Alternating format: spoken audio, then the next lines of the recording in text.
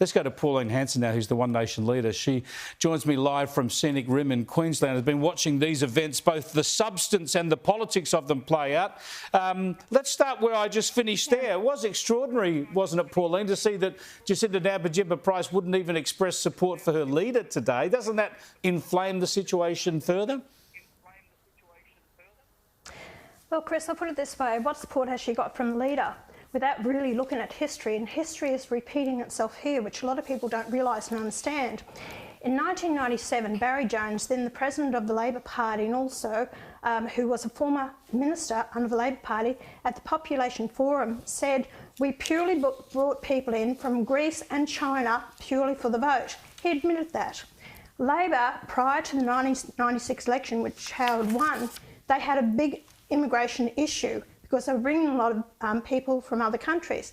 And the public were actually angry about it, and 70% of Australians didn't want the mass immigration they were having then. Only 3% wanted it.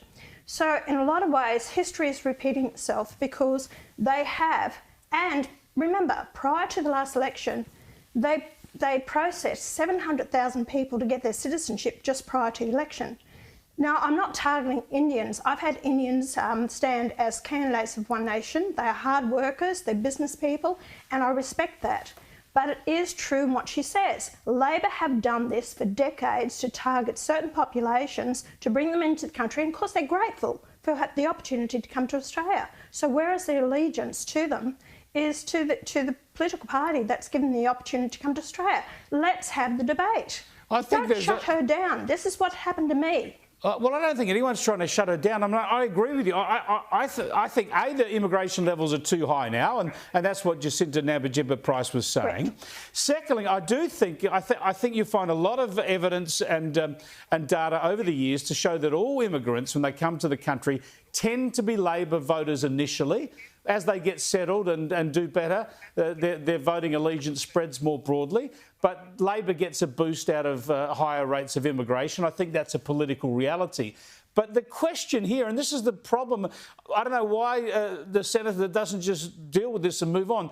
She singled out the Indian community and the higher levels of Indian immigration as being brought in because they're going to vote Labor. Now, I just don't think there's any evidence for that. And I think it's demeaning to the Indian community because most people know, and I've heard it from all sorts of sources, that of course, and I've seen it with my own eyes, Indians are a great cohort of migrants. They're really well-integrated migrants who are doing great things in this country, and they don't want to be slighted either accidentally or deliberately by politicians. So shouldn't Jacinta Nampijinpa Price clear that up? I totally agree with you, Chris. And yes, it is, because these people have come here for a new way of life and are integrating, working extremely hard, as I said.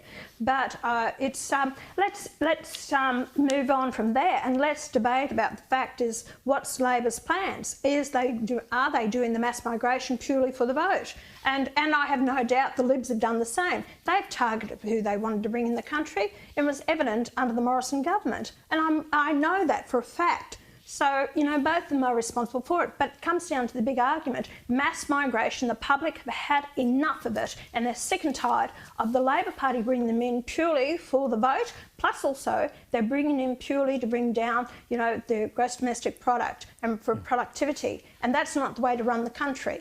I think Dick Smith made a really good point on this program this week where he said that each party should have a population plan. They should go to the election with a policy that delivers a population plan for what they think this country will have as a population in 10, 15, 50 years' time. Do you think that that's something we should get from the parties before the next election? Of course we should. Chris, I put a private member's bill on the floor of Parliament to have a plebiscite for the people of Australia to vote on about a population plan. They're not interested. They voted it down. I think my figures that I've been contemplating is about 35 million by the year 2040. We need to level it out. Our immigration plan is about 130,000 a year. You've got about that many that leave the country. Your deaths and your births are about the same. We need to level it out till we actually get the infrastructure and the services that we need to provide to the Australian people. We're too high at the moment. That's why the cost of living is going through the roof and people are actually struggling. Thanks for joining us, Pauline. Appreciate it.